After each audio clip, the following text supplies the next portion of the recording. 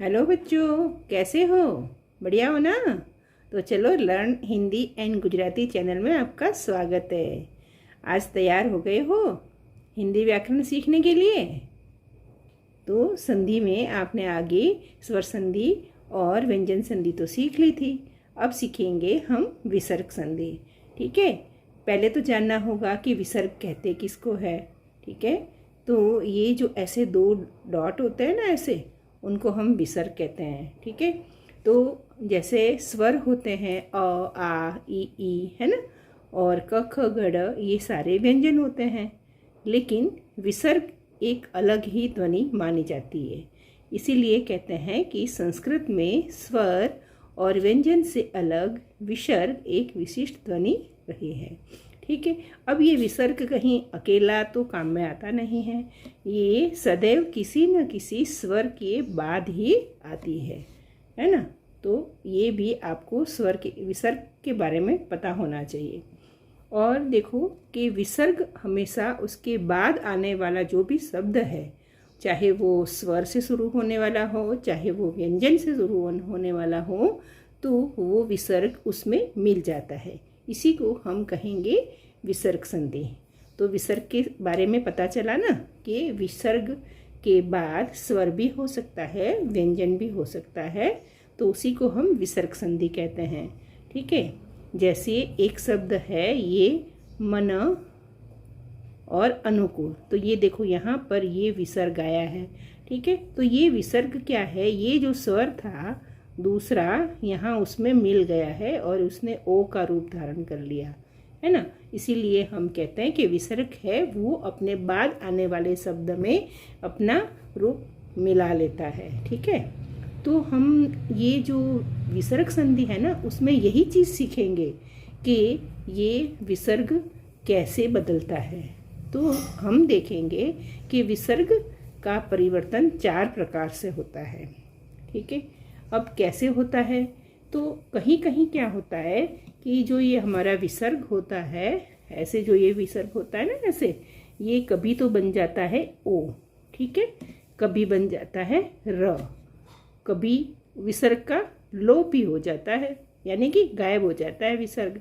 ठीक है, और कभी विसर्ग इस स में बदल जाता है, स सरगम वाले में, श षटकोण वाले में, और कभी ये स सड़क वाले में।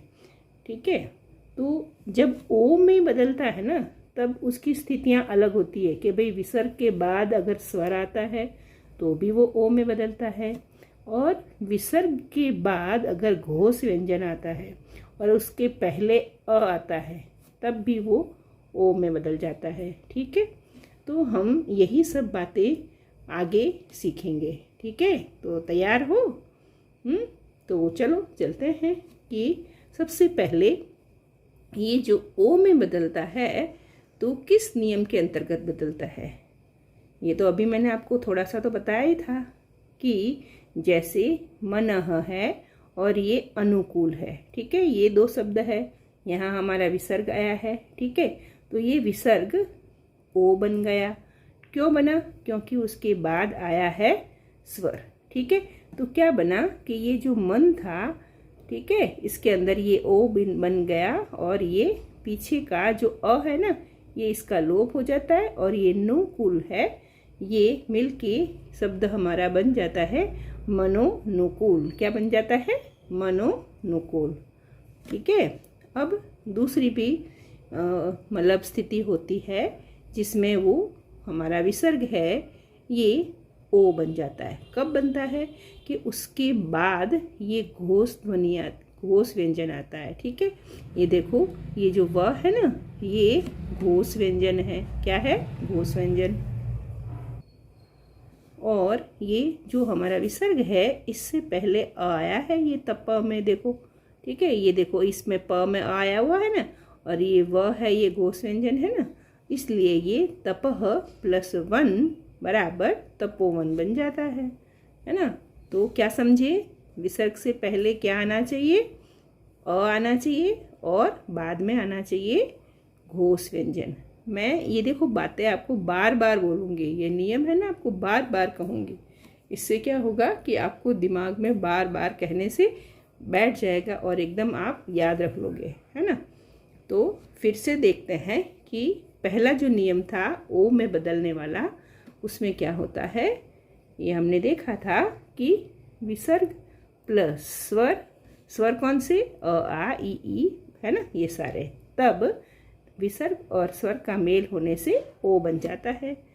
ठीक है, कैसे, ये हमारा था एक मनः शब्द। ठीक है, मनः में ये जो विसर्ग था ये तो बदल जाता है ओ में। ठीक है, और ये जो हमारा मन है वो हलंत हो जाता है, और जो दूसरा शब्द आता है ना उसका ये जो पहला वर्ण होता है उसका हमेशा लोप हो जाता है। जब इस प्रकार की संधि होती है तो उसका, हमारे दूसरे शब्द का पहले वर्ण का लोप हो जाता है, तो पीछे बचा नुकूल। ठीक है, तो यहाँ मन में ये जो हमारा ओ मिला था इसलिए ये बन गया ओ। ठीक है, ये म हमारा था ही और ये नुकूल था ही, तो अब पूरा क्या बन गया, मनोनुकूल। क्या बन गया, मनोनुकूल। समझ गए ना। तो ये जब नियम समझ में आ जाता है ना तो संधि बस कुछ याद रखने की ज़रूरत नहीं होती है, आप देख लोगे तुरंत कहोगे कि हाँ ये ओ बना है, तो इसका मतलब यहाँ विसर्ग है, उसके बाद स्वर आया है ना।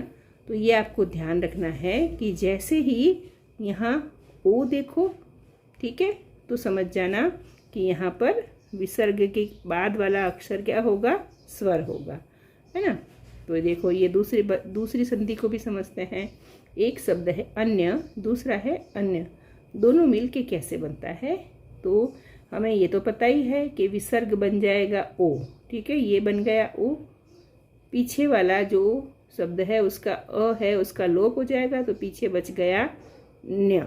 ठीक है, और आगे वाला जो अन्य था वो वैसे ही रहा, बस यह है उसका लोप, उसका हलंत हो जाता है। ठीक है, अब ये जो हलंत य था उसके अंदर ये ओ मिल गया। ठीक है, ये य और ओ मिलके यो बन गया, नीचे आ गया ये न्य, ये आ गया अन, तो ये बन गया अन्योन्य। क्या बन गया, अन्योन्य। समझ गए ना। तो अन्य प्लस अन्य बराबर बन गया अन्योन्य। ठीक है, अब दूसरी वाली संधि देखते हैं, इसमें क्या होता है, ये है सह। ठीक है, तो सह का जब विसर्ग हटाते हैं तो ये स हो गया हलंत और विसर्ग का बन गया ओ। ठीक है, ये अ का हो गया लोप, तो यहाँ बन गया हम, स और ओ मिलके बन गया सो, हम नीचे आया इस तरह से, तो ये बन गया सोहम। आया ना समझ में, बिल्कुल आसान है। ठीक है, तो विसर्ग संधि का ये ओ कैसे बनता है ये आपको ध्यान रखना है। कुछ उदाहरण और देख लेते हैं। परह, ठीक है, परह प्लस अक्ष बराबर परोक्ष, मनः प्लस अनुभूति बराबर मनोनुभूति, मनः प्लस अनुसार बराबर मनोनुसार, मनः प्लस अभिराम बराबर मनोभिराम, यशः प्लस अभिलाषा बराबर यशोभिलाषा। समझ में आ गई ना इस तरह से। अब देखो एक और परिस्थिति मैंने आपको बताई थी, तब भी ये हमारा विसर्ग है ये ओ में बदल जाता है। कब बदल जाता है, तो ये देखो कि जब हमारा ये जो विसर्ग है उससे पहले, ठीक है, उससे पहले अ आता है। क्या ध्यान रखना है, विसर्ग से पहले अ आता है और बाद में उसमें जुड़ता है घोष व्यंजन। ठीक है, अब आप कहोगे कि भाई घोष व्यंजन कौन से होते हैं। ये घोष व्यंजन हमने पहले व्यंजन संधि में सीखा था ना, कि ये जो हमारे कख गढ़ में क वर्ग है, ये च वर्ग, ट वर्ग, त वर्ग, प वर्ग, उसका जो ये तो पहला और दूसरी जो पंक्ति होती है ये तो अघोष व्यंजन कही जाती है, लेकिन ये जो तीसरी, चौथी, पांचवी पंक्ति है उनको हम क्या कहेंगे, घोष व्यंजन। ठीक है, तो हमारे इस संधि में क्या जुड़ता है, घोष व्यंजन। घोष व्यंजन मतलब ये सारे, ये जो सारे है ना, ये वाले, ये सारे ही पता है, ये पीछे वाले सारे व्यंजन और स्वर ये सभी घोष व्यंजन कहे जाते हैं, है ना।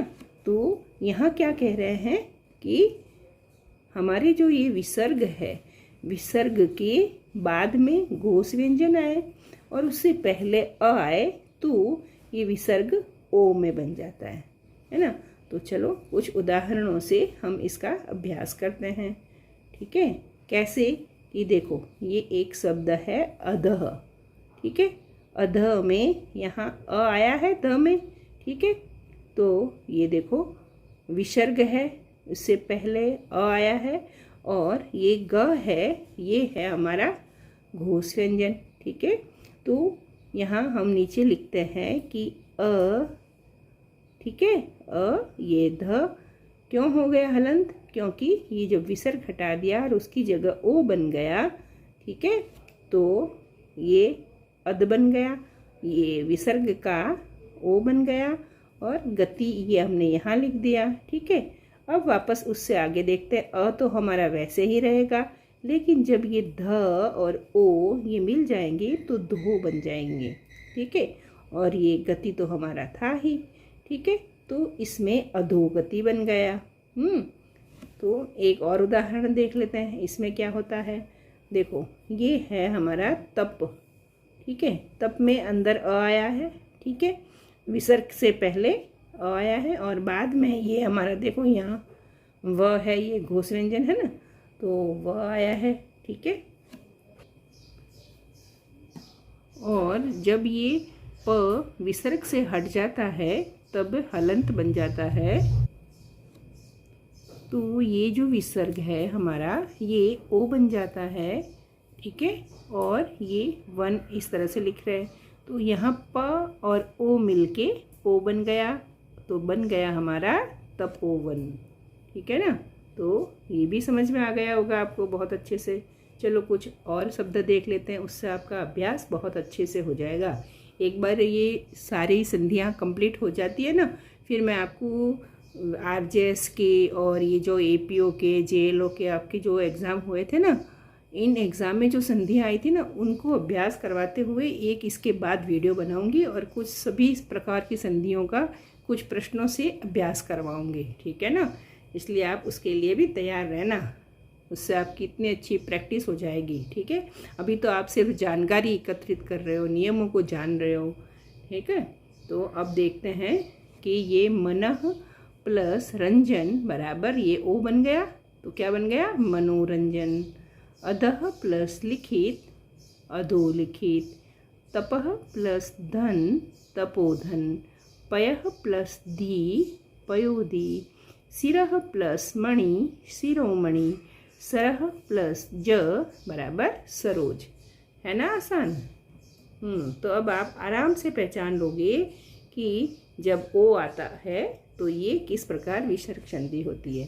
तो चलो आगे देखते हैं दूसरा नियम। इसमें क्या होता है, इसमें तो पता है ये विसर्ग है ना, उसका लोप ही हो जाता है, यानी कि गायब हो जाता है। देखो यहाँ अतः में आया हुआ है लेकिन यहाँ नहीं है, यह सह में आया हुआ है, यहाँ नहीं है। ऐसा कब होता है, जब विसर्ग के बाद ई और ए आते हैं। तो ये देखो ए आया है, ए आया है ना, तो यहाँ अतः प्लस एव बराबर सीधा वैसे के वैसे अतः एव आ जाता है, विसर्ग का लोप हो जाता है। यशः प्लस इच्छा बराबर यस इच्छा। तो ये तो एकदम ही आसान हो गई ना, इसमें तो कुछ खास बात है ही नहीं। तो चलो आगे भी देखते हैं कि आगे क्या होता है विसर्ग का। आगे ये होता है कि विसर्ग है ना, ये हमारा र बन जाता है। विसर्ग का क्या बन जाता है, र। क्यों बनता है कि ये जब विसर्ग है हमारा, ये जो विसर्ग, उसके बाद अगर स्वर आए और पहले अगर छोटी ई की मात्रा आए, तब ये कहते हैं नियम के अनुसार ये र बन जाता है।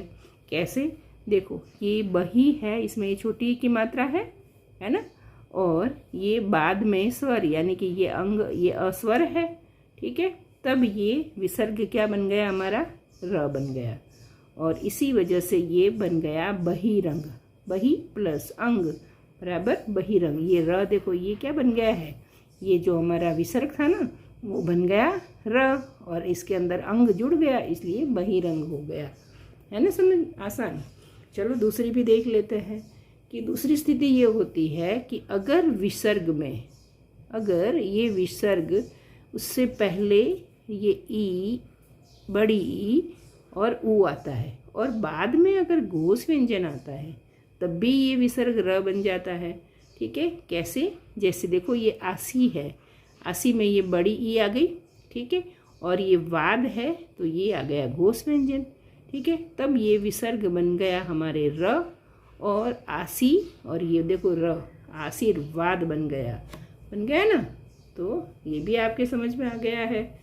तो चलो अब आगे दूसरा देखते हैं कि उदाहरण कैसे होता है। देखो जैसे ये है ज्योति, इसमें ई की मात्रा आई, ठीक है, और ये है स्वर, ठीक है, ये विसर्ग से पहले ई की मात्रा, ये आ गया स्वर, तो ज्योति तो वैसे ही लिखा जाएगा और विसर्ग का बन गया र, ठीक है, और ये था हमारा आदित्य, ये स्वर था ही तो र और आ मिलके रा बन गया, और ये ज्योति ऐसे ही था और दित्य वैसे ही था तो बन गया ज्योतिरादित्य, है ना। तो ये भी इस तरह से बन जाएगा।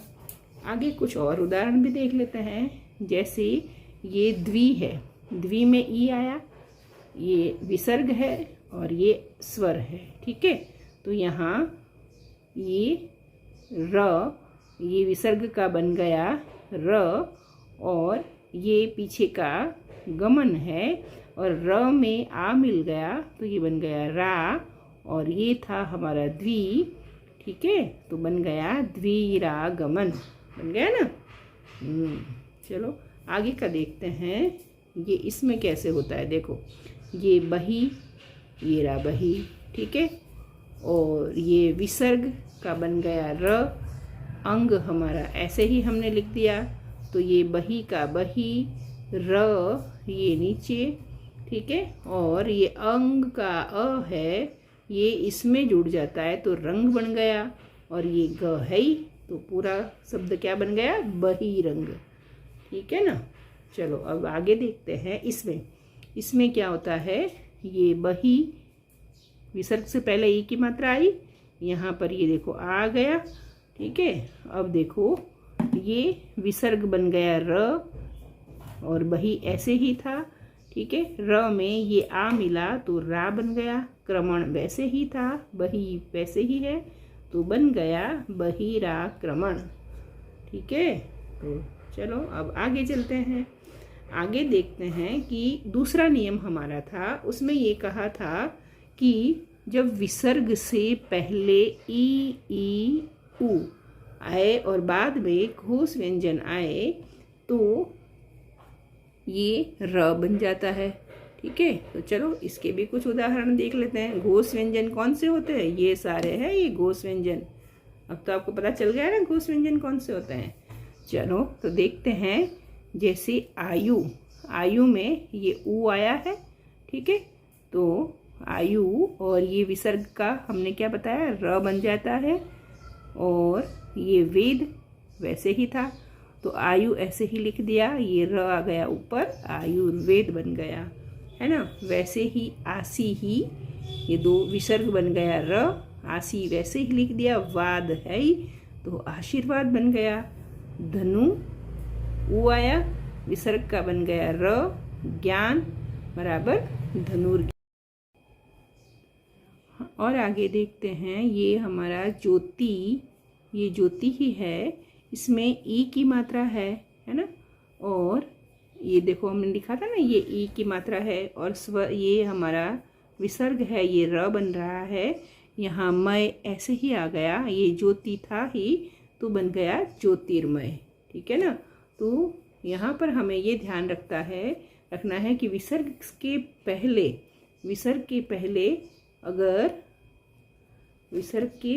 अगर ई और ऊ आता है और बाद में घोष व्यंजन आते हैं तो र बन जाता है, ठीक है। इस नियम में हमें ये बात ध्यान रखनी है, ठीक है। अब आगे चलते हैं। विसर्ग श में बदल जाता है, ये श शलगम वाला होता है ना, इसमें बदल जाता है। कब बदलता है, देखो ये जब विसर्ग के बाद च आता है ना तो ये विसर्ग श में बदल जाता है। देखो कैसे, तपह, ये देखो ये विसर्ग है और बाद में च आया तो ये विसर्ग का बन गया स, और ये चर्या, ये तप, तो तपश्चर्या बन गया। मनः, ठीक है, ये मन में विसर्ग का बन गया श, ये च था आया था पीछे इसलिए मनश्चेतना। अंतः, ये आ गया स, क्यों बना स, क्योंकि विसर्ग का स बनता है च के कारण, तो ये बन गया अंतश्चेतना। वैसे ही यहाँ विसर्ग का बन गया श, क तो था ही, क्यों बना, क्योंकि ये च आया था तो कश्चित बन गया, है ना।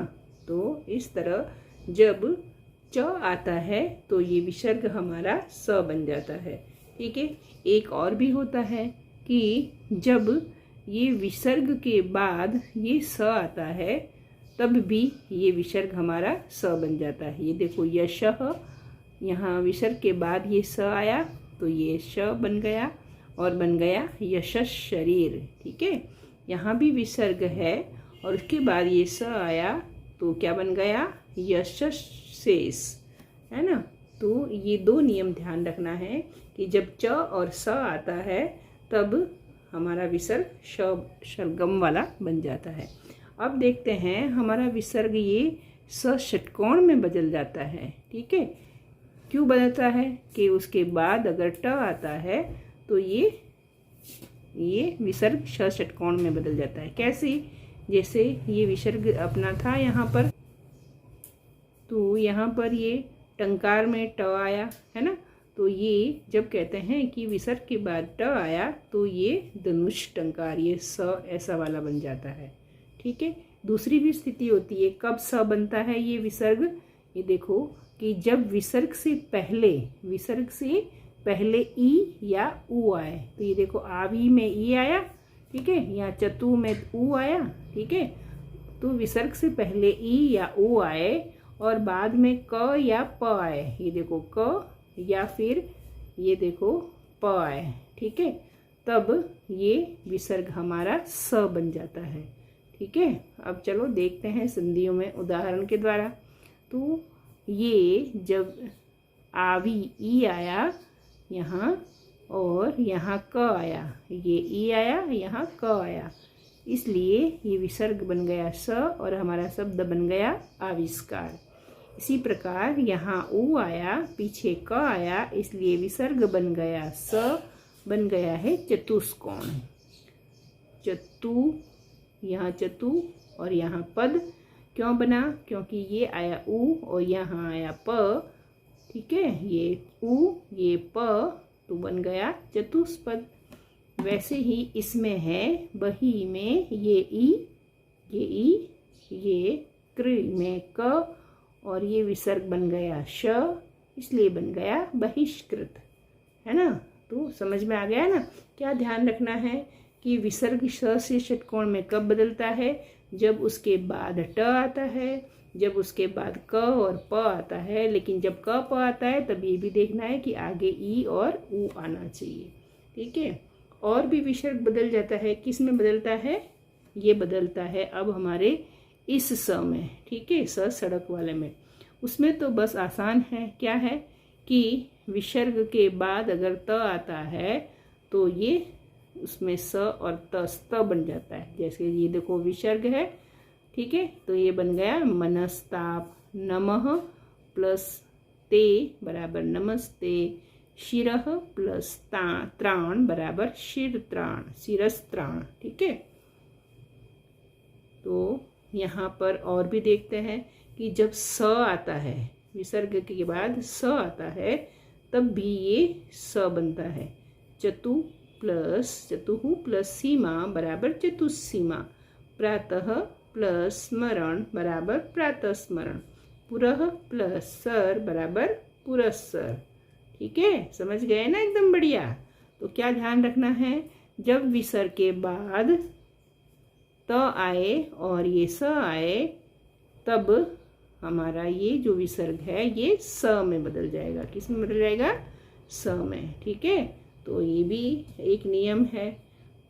अब बस थोड़ा सा और आपको याद रखना है, इसमें क्या होता है कि ये हमारा विसर्ग है, उसके बाद अगर क इसके बाद अगर क और प आता है तब भी ये विसर्ग श में बदल जाता है। ये देखो क आया, ये प आया, ये प आया, ये क आया, है ना। तो देखो क्या है, ये शब्द है तिरह, ठीक है। उसके बाद कार आया तो ये विसर्ग बन गया श, ठीक है, इसलिए बन गया तिरस्कार। अब देखो नमः प्लस कार, ये क्या हो रहा है कि विसर्ग है वो बन गया स और नमः और कार वैसे ही लिख दिया तो नमस्कार बन गया। परह प्लस पर बराबर परस्पर, ब्रह प्लस पति बराबर बृहस्पति, श्रेयः प्लस कर बराबर श्रेयस्कर, है ना। चलो, तो आपको सारे ही विसर्ग शब्दी समझ में आ गई होगी, है ना। एक फटाफट रिवीजन कर लेते हैं। देखो हमने क्या पढ़ा था कि ये हमारा विसर्ग है, ये ओ में परिवर्तित हो जाता है। कब? जब विसर्ग और स्वर का मेल होता है। जब विसर्ग के पहले अ आता है और बाद में घोष व्यंजन आता है तब ये हमारा विसर्ग ओ में परिवर्तित हो जाता है। तो हमने ये तो समझ लिया कि ओ कब बनता है, याद रखा ना। बिल्कुल देखो, बार बार मैं ये इसीलिए कह रही हूँ कि आप बिल्कुल दिमाग में बैठ जाए, बिल्कुल याद हो जाए। किसी चीज़ को हम बार बार सुनते हैं, समझते हैं ना, वो बिल्कुल याद हो जाती है, ठीक है। जब विसर्ग के बाद स्वर आए, विसर्ग के बाद घोष व्यंजन आए, ठीक है, और जब विसर्ग से पहले अ आए, ये स्थितियाँ हो तो ओ बन जाता है। और जब विसर्ग के बाद ई और ए आते हैं तब विसर्ग का लोप हो जाता है। और विसर्ग का र कब बनता है? जब विसर्ग से पहले ई आती है और बाद में स्वर आता है तब विसर्ग र बन जाता है। और जब विसर्ग से पहले ई ऊ आते हैं लेकिन बाद में घोष व्यंजन आते हैं तब भी विसर्ग र बन जाता है, ठीक है। और उसके आगे हमने ये भी देखा कि विसर्ग स, श और श में बदल जाता है। कब बदलता है? कि ये स में तब बदलता है जब बाद में च हो और स हो। स षटकोण में तब बदलता है जब उसके बाद ट हो या फिर विसर्ग से पहले ई ऊ हो और बाद में क प हो। और इस स में षड़क वाले में तब बदलता है जब विसर्ग के बाद त हो, विसर्ग के बाद स हो और विसर्ग के बाद क प हो, ठीक है ना। तो ये सारे नियमों का सार आ गया। बढ़िया लगा ना आपको वीडियो? देखो, पसंद आए तो लाइक, शेयर और सब्सक्राइब करना है ना। और कोई समस्या हो तो मुझे कमेंट में बता सकते हो, है ना। मैं आपके जवाब ज़रूर दूंगी और मुझे बड़ी खुशी होगी, है ना। तो अगर आपको दूसरी संधि के आपने वीडियो नहीं देखे हो ना, तो ये संधि पार्ट 2 भी बना हुआ है, ठीक है। और संधि ये पार्ट 1 भी बना हुआ है, वृद्धि संधि का, यण संधि का, अयादि संधि का। इस तरह से आपको अलग अलग प्रकार की संधि देखना है तो सभी प्रकार की संधि का वीडियो बना हुआ है, ठीक है। तो और अगर आपको टेलीग्राम आईडी की भी कुछ बच्चों की मेरे पास क्वेरी आई थी कि टेलीग्राम आईडी क्या है, तो ये जो स्कैन करके आप टेलीग्राम आईडी पर भी कांटेक्ट कर सकते हो, ठीक है। Thank you so much.